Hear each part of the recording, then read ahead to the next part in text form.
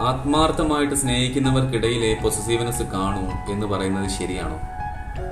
ആത്മാർത്ഥതയുള്ള പ്രണയങ്ങളിലെ പൊസസീവ്നെസ് കാണാറുള്ളൂ, കറക്റ്റാണ്.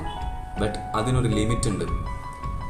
ഞാൻ പ്രണയിക്കുന്ന ആ വ്യക്തി എന്നേക്കാൾ ഏറെ പ്രസക്തി മറ്റാർക്കെങ്കിലും കൊടുക്കുന്നുണ്ടോ?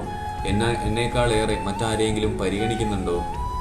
എന്നേക്കാൾ മറ്റാരോടെങ്കിലും ഇടപഴകുന്നുണ്ടോ എന്നൊക്കെ സംശയം രണ്ടു പേർക്കും കാണും. എന്നാൽ അതേതുവരെ മാത്രം? അവൾക്ക് ഞാനാണെല്ലാം, അവൾ എന്നേക്കാൾ പ്രസക്തി മറ്റാർക്കും കൊടുക്കില്ല, അവന് എന്നെ കഴിഞ്ഞിട്ടേ മറ്റാരും ഉള്ളൂ എന്നൊക്കെയുള്ള വിശ്വാസം നമ്മുടെ ഉള്ളിൽ ഉറപ്പിക്കും വരെ മാത്രം.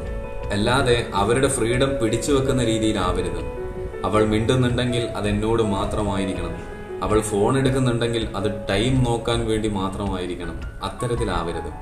അതിന് ആത്മാർത്ഥത എന്നല്ല പറയുന്നത്, സംശയരോഗമെന്നാണ്.